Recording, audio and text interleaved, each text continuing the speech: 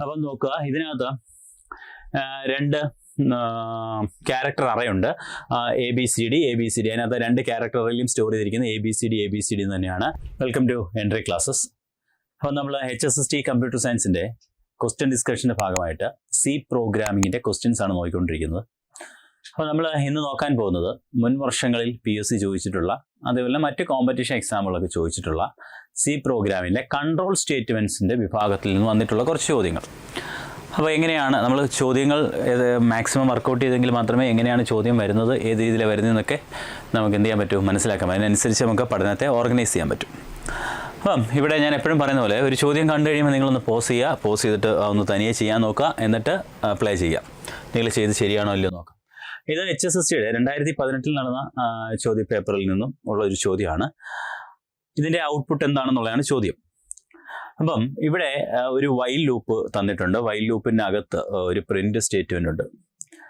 അപ്പോൾ ഇതിൻ്റെ ഔട്ട്പുട്ട് എന്ന് പറഞ്ഞു കഴിഞ്ഞാൽ എന്തായിരിക്കും ഇതിൻ്റെ ഔട്ട്പുട്ട്?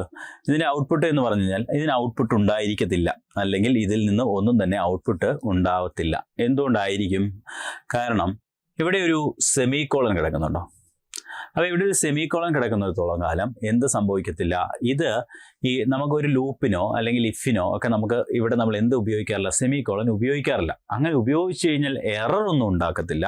അങ്ങനെ ഉപയോഗിച്ച് കഴിഞ്ഞാൽ എന്താ സംഭവിക്കുന്നത് വെച്ച് കഴിഞ്ഞാൽ അതൊരു ബ്ലാങ്ക് ലൂപ്പായിട്ട് മാറും. ബ്ലാങ്ക് ലൂപ്പ് എന്ന് വെച്ചാൽ എംപ്റ്റി ലൂപ്പ് അല്ലെങ്കിൽ ബ്ലാങ്ക് ലൂപ്പ് എന്ന് പറയും. കാര്യം ഈ ലൂപ്പിന് ബോഡി ഇല്ലാത്ത ഒരു ലൂപ്പ്. അപ്പോൾ ഈ ലൂപ്പ് വർക്ക് ചെയ്യുന്നുണ്ട്, പക്ഷേ അതിന് ബോഡി ഇല്ലെന്നേ ഉള്ളൂ. അപ്പോൾ ഇത് ഇൻഫിനിറ്റ് ആയിട്ട് ഇങ്ങനെ വർക്ക് ചെയ്തുകൊണ്ടിരിക്കും. കാര്യം എന്താണ്? ഈ ജെയുടെ വാല്യൂ കുറഞ്ഞെങ്കിൽ മാത്രമേ ജെയുടെ വാല്യൂ എന്ത് ചെയ്യണം, അപ്പം കൂടണം അല്ലെ. ജെയുടെ വാല്യൂ കൂടിയെങ്കിൽ മാത്രമേ 255 എത്തത്തുള്ളൂ. എന്നാൽ ഈ ലൂപ്പിനകത്ത് ഈ ബോഡി എന്ന് പറയുന്നത് ഈ ലൂപ്പിന്റെ ഭാഗമായിട്ട് കൺസിഡർ ചെയ്യത്തില്ല. ഇത് അല്ലാതെ ഒരു ബ്ലോക്ക് ഓഫ് സ്റ്റേറ്റ്മെന്റ് ആയിട്ടായിരിക്കും എന്ത് ചെയ്യുന്നത്, C കൺസിഡർ ചെയ്യുന്നത്. അപ്പം ഇത് എന്തായിട്ട് ഈ ലൂപ്പിന്റെ ബോഡി ആയിട്ടല്ല ഇതിനെ കൺസിഡർ ചെയ്യുന്നത്. അപ്പം ലൂപ്പ് എന്ത് ചെയ്യുന്നില്ല, എക്സിറ്റ് ചെയ്യാതെ ഇതിൽ നിന്ന് ഒരു ഔട്ട്പുട്ട് പോലും പ്രൊഡ്യൂസ് ചെയ്യത്തില്ല. അതാണ് സംഭവിക്കാൻ പോകുന്നത്. അപ്പോൾ എന്തോ സംഭവിച്ചു, ഇവിടെ സെമികോളൻ വന്നതുകൊണ്ട്. പക്ഷേ ഇത് ഇപ്പോൾ ചില ഫോർ ലൂപ്പ്, ഇത് തന്നെ ഒരു ഫോർ ലൂപ്പിലായിരുന്നു വന്നിരുന്നെങ്കിൽ ഇതേ ചോദ്യം തന്നെ ഫോർ ലൂപ്പ് ഉപയോഗിച്ചാണ് വന്നിരുന്നെങ്കിൽ എന്ന് നോക്കാം.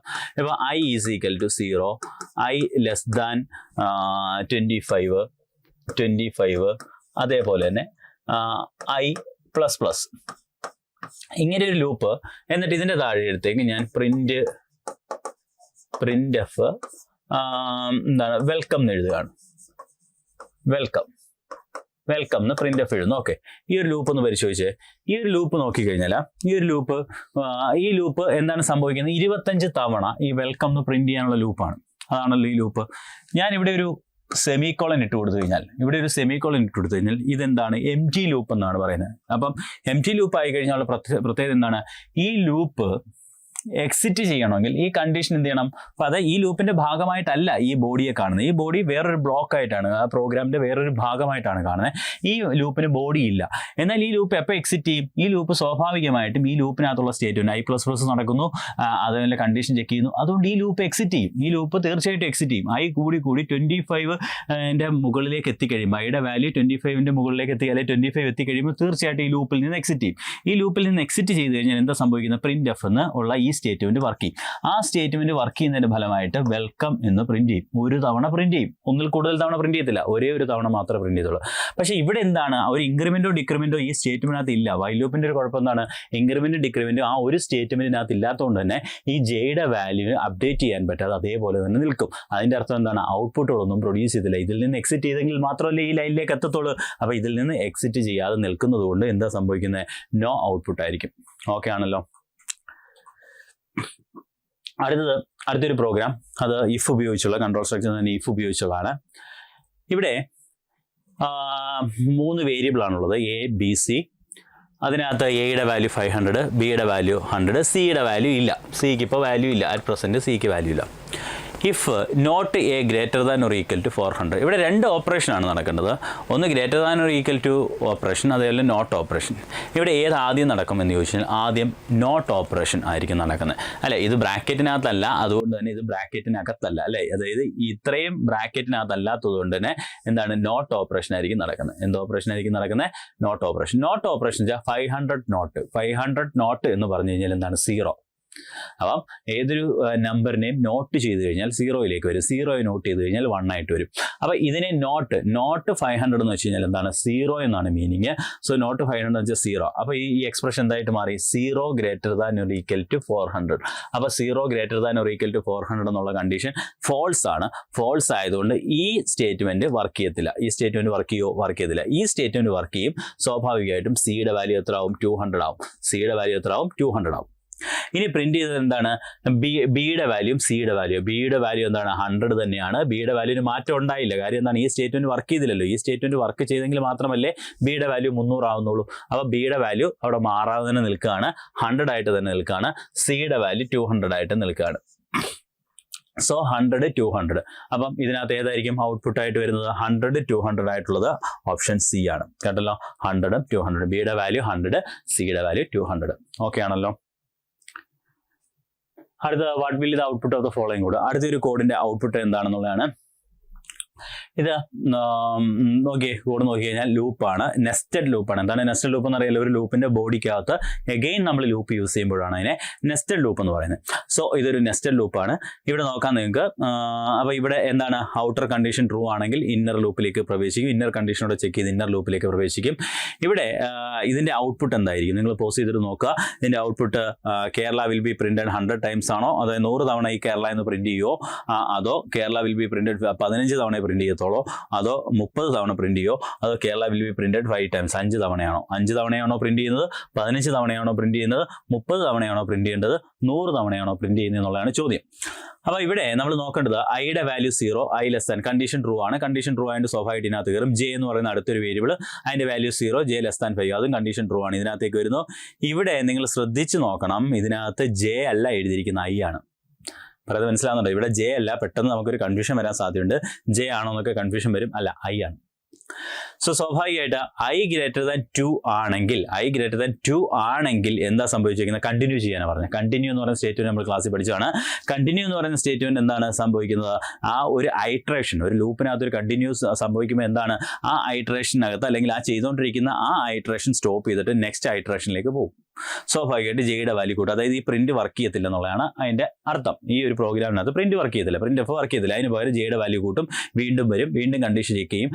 കണ്ടിന്യൂ വർക്ക് ചെയ്യുകയാണെങ്കിൽ വീണ്ടും മുകളിലേക്ക് പോകും. കണ്ടിന്യൂ വർക്ക് ചെയ്തില്ലെങ്കിൽ സ്വാഭാവികമായിട്ട് അതിന്റെ അടുത്ത സ്റ്റേറ്റ്മെന്റ് വർക്ക് ചെയ്യും.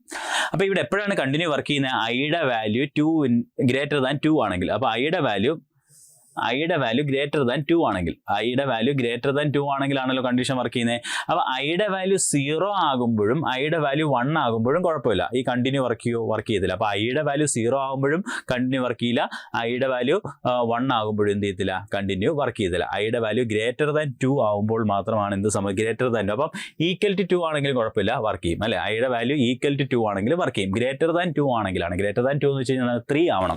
ഐയുടെ വാല്യൂ 3 ആകുമ്പോൾ മാത്രമേ ഗ്രേറ്റർ ദാൻ 2 വരുന്നുള്ളൂ. അപ്പോൾ 0 ആകുമ്പോഴും ഈ കേരള പ്രിന്റ് ചെയ്യും, ഐയുടെ വാല്യൂ 1 ആകുമ്പോഴും ഈ കേരള പ്രിന്റ് ചെയ്യും, ഐയുടെ വാല്യൂ 2 ആകുമ്പോഴും ഈ കേരള പ്രിന്റ് ചെയ്യും.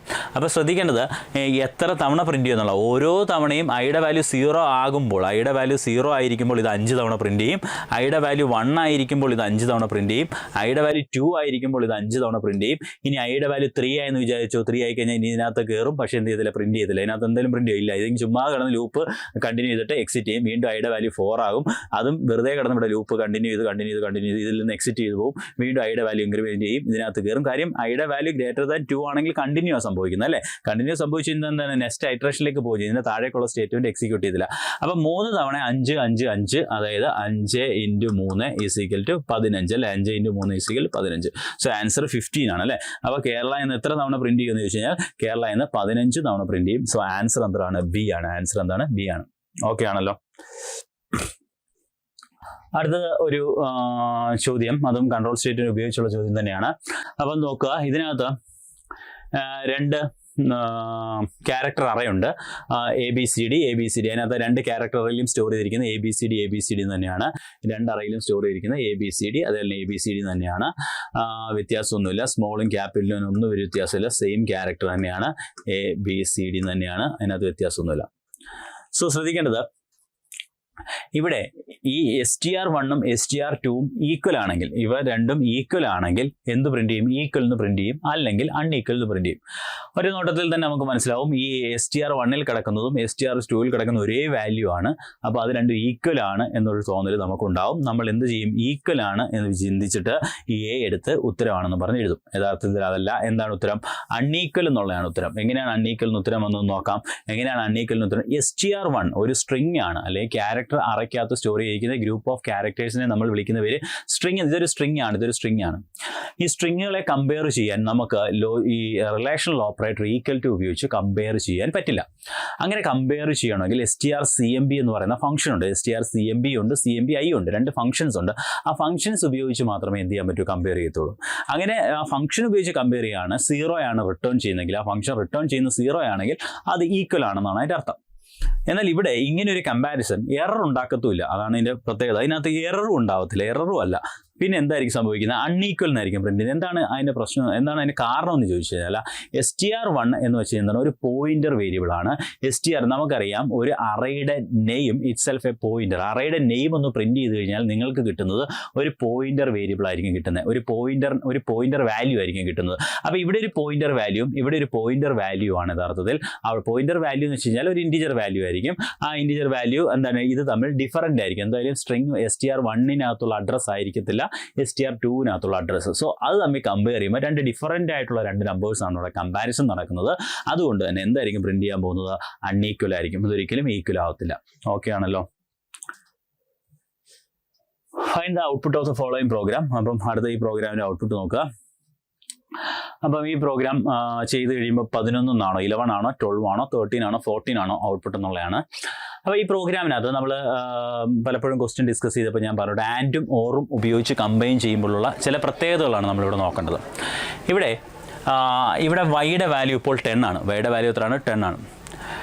ഇവിടെ ഞാൻ പറഞ്ഞിട്ടുണ്ട് ഇൻക്രിമെൻറ്റ് ഡിക്രിമെൻറ്റ് ഓപ്പറേറ്റർ നമ്മൾ ക്ലാസ്സിൽ പറഞ്ഞിട്ടുള്ളതാണ്. ഇൻക്രിമെൻറ്റ് ഡിക്രിമെൻറ്റ് ഓപ്പറേറ്റർ നമ്മൾ ഉപയോഗിക്കുമ്പം പ്രീ ഇൻക്രിമെൻറ്റും പോസ്റ്റ് ഇൻക്രിമെൻറ്റും രണ്ടും ഒരേ കാര്യത്തിനാണ് ഉപയോഗിക്കുന്നതെങ്കിലും ഒരു എക്സ്പ്രഷനകത്ത് പ്രീ ഇൻക്രിമെൻറ്റ് ഉണ്ട് എങ്കിൽ ആദ്യം നടക്കുന്നത് ഇൻക്രിമെൻ്റ് ആയിരിക്കും, എന്നിട്ടായിരിക്കും അതിൻ്റെ വാല്യൂ എക്സ്പ്രഷനിൽ യൂസ് ചെയ്യുന്നത്. എന്നാൽ ഒരു എക്സ്പ്രഷനകത്ത് പോസ്റ്റ് ഇൻക്രിമെൻ്റ് ആണ് എങ്കിൽ ആദ്യം നടക്കുന്നത് എന്തായിരിക്കും? അപ്പോൾ പ്രീ ഇൻക്രിമെൻ്റ് ആണെങ്കിൽ ആദ്യം ഇൻക്രിമെൻ്റ് നടക്കും, എന്നിട്ട് ആ വാല്യൂ യൂസ് ചെയ്യും. പോസ്റ്റ് ഇൻക്രിമെൻ്റ് ആണെങ്കിൽ വാല്യൂ യൂസ് ചെയ്യും, എന്നിട്ട് എന്ത് ചെയ്യും? ഇൻക്രിമെൻ്റ് ചെയ്യും. കേട്ടല്ലോ. അപ്പോൾ തെറ്റിപ്പോരുത്. അപ്പോൾ പ്രീ ഇൻക്രിമെൻ്റ് ആണെങ്കിൽ എന്താ സംഭവിക്കുന്നതെന്ന് ചോദിച്ചാൽ ആദ്യം ഇൻക്രിമെൻ്റ് ചെയ്യും, എന്നിട്ട് ആ വാല്യൂ യൂസ് ചെയ്യും. പോസ്റ്റ് ഇൻക്രിമെൻ്റ് ആണെങ്കിലോ ആദ്യം വാല്യൂ യൂസ് ചെയ്യും, എന്നിട്ട് ഇൻക്രിമെൻ്റ് ചെയ്യും. ഓക്കെ, അതൊന്ന് നോക്കിയേ. ആ ഒരു സെൻറ്റൻസ് മനസ്സിൽ വെച്ചുകൊണ്ട് ഇത് നോക്കിക്കഴിഞ്ഞാൽ നിങ്ങൾക്ക് കാര്യം മനസ്സിലാവും. ഇവിടെ നോക്കിയേ, y++ എന്ന് വെച്ചാൽ വൈയുടെ വാല്യൂ 10 ആണ്. അതാണ് ഇവിടെ യൂസ് ചെയ്യുന്നത്. ഈ ഗ്രേറ്റർ ദാൻ എന്ന് പറയുന്ന എക്സ്പ്രഷനകത്ത്, റിലേഷണൽ എക്സ്പ്രഷനകത്ത് യൂസ് ചെയ്യുന്ന വാല്യൂ 10 ആണ്. ആ 10 എക്സ്പ്രഷൻ അതിനകത്ത് യൂസ് ചെയ്തതിന് ശേഷമാണ് എന്ത് ചെയ്യുന്നത്? ആ വൈയുടെ വാല്യൂ ഒന്ന് ഇൻക്രീസ് ചെയ്യുന്നത്. സോ 10 > 9 എന്ന് പറയുന്നത് ട്രൂ ആണ്. ട്രൂ ആയതുകൊണ്ട് സ്വാഭാവികമായിട്ട് ഇത് ചെക്ക് ചെയ്യാൻ വരും. പക്ഷേ വൈയുടെ വാല്യൂ ഇപ്പോൾ എത്ര ആയെന്നും കൂടെ നോക്കണം. വൈയുടെ വാല്യൂ ഇപ്പോൾ 11 ആയിട്ടുണ്ട്. y++ കഴിഞ്ഞപ്പോൾ 11 ആയിട്ടുണ്ട്. ഇപ്പോൾ 11 എന്താണ്? നോട്ട് ഈക്വൽ ടു 10 എന്നുള്ളതാണ് ഇവിടെ കമ്പാരിസൺ നടക്കുന്നത്. 11 നോട്ട് ഈക്വൽ ടു 10 അതും ട്രൂ ആണ്. സ്വാഭാവികമായിട്ട് ഇങ്ങോട്ട് പോകുമ്പോൾ 11 എന്നുള്ള വാല്യൂ എത്ര ആക്കിയിട്ടാണ് പോകുന്നത്? 12 ആക്കിയിട്ടാണ് പോകുന്നത്. മനസ്സിലാവുന്നുണ്ടോ? ഇനി 12 > 11 എന്നുള്ളതും ട്രൂ ആണ്. 12 > 11 എന്നുള്ളതും ട്രൂ ആണ്. ട്രൂ ആണല്ലോ. ഓക്കെ, അതും ട്രൂ ആണ്. അത് ട്രൂ ആയതുകൊണ്ട് എന്താ പ്രിന്റ് ചെയ്യാൻ പോകുന്നത്? ഇതായിരിക്കും പ്രിന്റ് ചെയ്യാൻ പോകുന്നത്. അപ്പം വൈയുടെ വാല്യൂ ഇവിടെ 12 എന്നുള്ള എത്രയായി മാറുന്നുണ്ട്? 12 > 11 കഴിഞ്ഞാൽ അടുത്തതായിട്ട് വൈയുടെ വാല്യൂ എത്രയായിട്ട് മാറുന്നുണ്ട്? വൈയുടെ വാല്യൂ 13 ആവുന്നുണ്ട്. മനസ്സിലാവുന്നുണ്ടോ? സോ വൈ പ്രിന്റ് ചെയ്ത് കഴിയുമ്പോൾ എന്തായിരിക്കും പ്രിന്റ് ചെയ്യുന്നതെന്ന് ചോദിച്ചു കഴിഞ്ഞാൽ എന്തായിരിക്കും പ്രിന്റ് ചെയ്യുന്നത്? 13 എന്ന് പറയുന്ന വാല്യൂ ആയിരിക്കും പ്രിന്റ് ചെയ്യുന്നത്. പറയുന്നത് മനസ്സിലാവുന്നുണ്ടോ? അപ്പോൾ നിങ്ങൾ കൃത്യമായിട്ട് നോക്കുക, ഇല്ലെങ്കിൽ പലപ്പോഴും കൺഫ്യൂഷൻ ഉണ്ടാവും. അപ്പോൾ കൃത്യമായിട്ട് നോക്കി തന്നെ മുന്നോട്ട് പോവുക. ഓക്കെ ആണല്ലോ. ഓക്കെ, ഇത് കൃത്യമായിട്ട് ആ ഒരു ലോജിക്ക് അറിഞ്ഞുകൂടാതെ, പ്രീ ഇൻക്രിമെന്റ് പോസ്റ്റ് ഇൻക്രിമെന്റ് അറിഞ്ഞുകൂടാതെ പോയി കഴിഞ്ഞാൽ നിങ്ങൾക്ക് ഉത്തരം തെറ്റും. ദാണ്ട് ഇവിടെ വെച്ച് നിങ്ങളുടെ ഉത്തരം തെറ്റും. ഓക്കെ ആണല്ലോ. അപ്പോൾ കാര്യം മനസ്സിലാവും. അപ്പം പ്രീ ഇൻക്രിമെന്റ് എന്ന് പറഞ്ഞാൽ എന്താണ്? ആദ്യം ഇൻക്രിമെന്റ് ചെയ്യുക, പിന്നെ യൂസ് ചെയ്യുക. പോസ്റ്റ് ഇൻക്രിമെന്റ് എന്ന് വെച്ചാൽ എന്താണ്? ആദ്യം യൂസ് ചെയ്യുക, പിന്നെ ഇൻക്രിമെന്റ് ചെയ്യുക. ഓക്കെ ആണല്ലോ. What will be the output, ഇതിന്റെ ഔട്ട്പുട്ട് എന്തായിരിക്കും എന്നാണ് ചോദിച്ചിരിക്കുന്നത്. അപ്പോൾ ഇതിന്റെ ഔട്ട്പുട്ട് എന്തായിരിക്കും നോക്കി, നിങ്ങൾ പോസ് ചെയ്തിട്ടൊന്ന് ചെയ്ത് നോക്കി ഇതിന്റെ ഔട്ട്പുട്ട് എന്താണെന്നുള്ള കാര്യം. ഇവിടെ നമ്മൾ നേരത്തെ കോമ ഓപ്പറേറ്ററിനെ കുറിച്ച് പറഞ്ഞിട്ടുള്ളതാണ്. കോമ ഓപ്പറേറ്ററിനകത്ത് യൂസ് ചെയ്യുമ്പം ഒരു എക്സ്പ്രഷനകത്ത് ഒരു കോമ്പിനേഷൻ, കുറേ ഗ്രൂപ്പ് ഓഫ് എക്സ്പ്രഷനകത്ത് ബ്രാക്കറ്റിനകത്ത് ഒരു കോമ ഓപ്പറേറ്റർ ഇട്ട് കുറേ എക്സ്പ്രഷൻ എഴുതുകയാണെങ്കിൽ എല്ലാവരും ലാസ്റ്റ് എക്സ്പ്രഷൻ്റെ വാല്യൂ ആയിരിക്കും ആ ഒരു ബ്രാക്കറ്റിൽ നിന്ന് റിട്ടേൺ ചെയ്യുന്നത്. സോ ഇവിടെ ABXY എന്ന് പറയുന്ന A എന്ന് പറയുന്ന ഒരു ഓപ്പറാൻഡ്, B എന്ന് പറയുന്ന ഓപ്പറാൻഡ് അല്ലെങ്കിൽ വേരിയബിൾ, X എന്ന് പറയുന്ന വേരിയബിൾ, Y എന്ന് പറയുന്ന വേരിയബിളിൻ്റെ വാല്യൂ ആയിരിക്കും എന്ത് ചെയ്യുന്നത്, ഇതിൽ നിന്ന് റിട്ടേൺ ചെയ്യുന്നത്.